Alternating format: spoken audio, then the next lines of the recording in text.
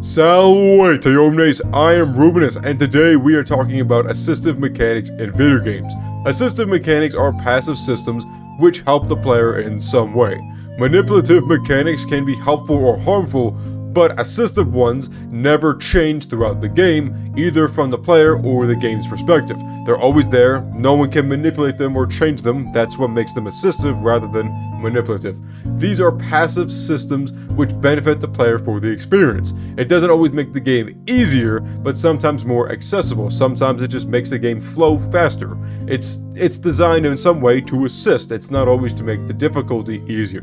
Assistive mechanics include being able to jump a few frames after a ledge, automatic tracking on attacks, invincibility frames, enemies losing their line of sight, that kind of thing. Developers often add in assistive mechanics just to make the game more fluid and account for errors either from the game or from the humans.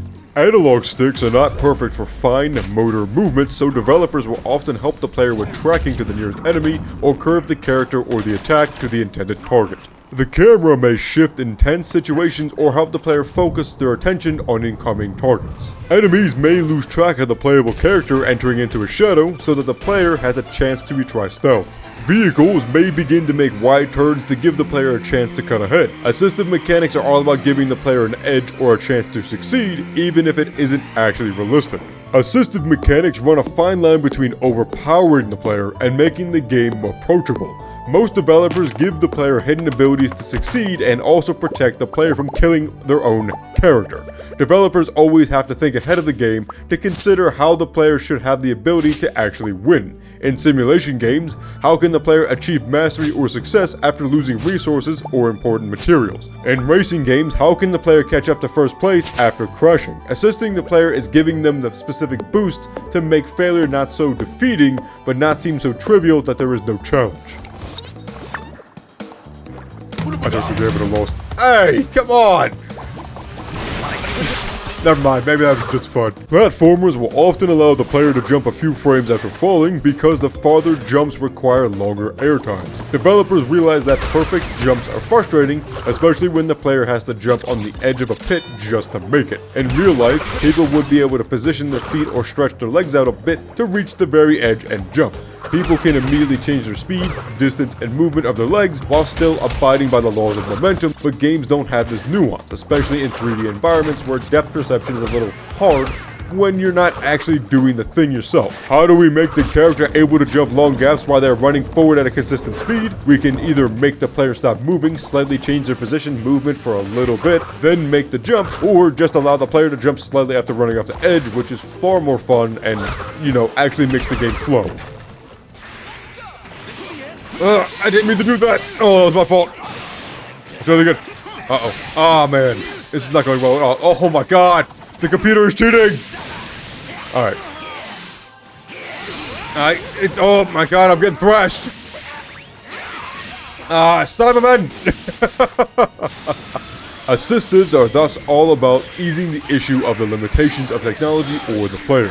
Humans are not able to compute information as fast or as accurately as a computer, so games tend to give these benefits so that the game is leveled and balanced. Developers add in as many assistive mechanics as needed to make the game either fair or fun. Shooters tend to have the character be invincible or difficult to hit for the first second or so while out of cover. Fighting games tend to give players invincibility when knocked down or recovering. Sneaking games tend to make the player invisible while hiding behind objects, even if the head or arms are slightly sticking out. The mechanics seem goofy or unrealistic at times, but ultimately are decided to make the game actually playable and account for error either on the human side or on the game side. As with manipulative mechanics, I will focus on a game with poorly implemented assistive mechanics and explain the problem, then do the same for a well-implemented mechanic.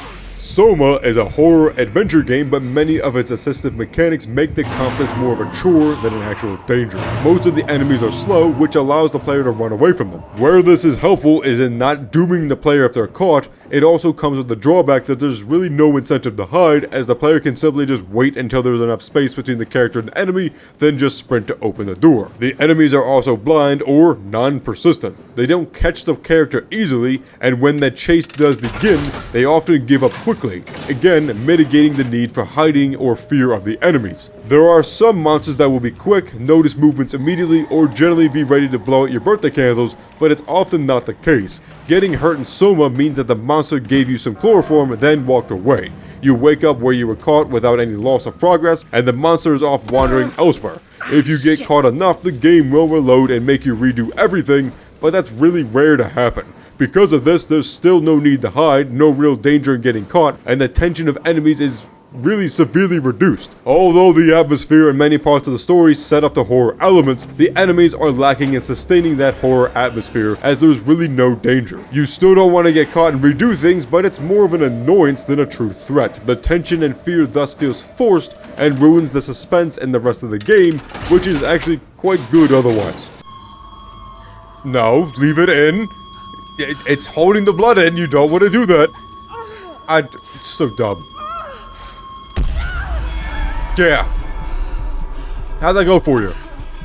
Dumbo. The Tomb Raider reboot from 2013 is an action-adventure game designed with shooting combat and climbing travel.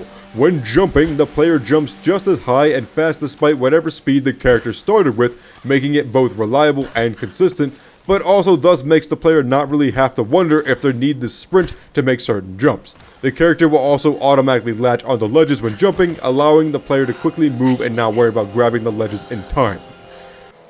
When in combat, the character will automatically crouch and latch onto cover when the player nears it, showing that combat is happening and helping the player reduce any damage in the first few moments, and not forcing them to take cover while focusing on where the enemies are. In Melee, the character will also lean further in to make contact with an enemy to help account for any slight miscalculations from the player, which we would be able to do in real life. All of these assistive mechanics are designed to make the core components of the game more accessible compared to the original game where climbing required multiple inputs and combat was entirely on angles, line of sight, and the skill of the player.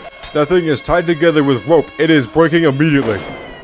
Assistive mechanics are useful for giving lenience to the player, ensuring that certain actions or sections are easier or more sensible to complete.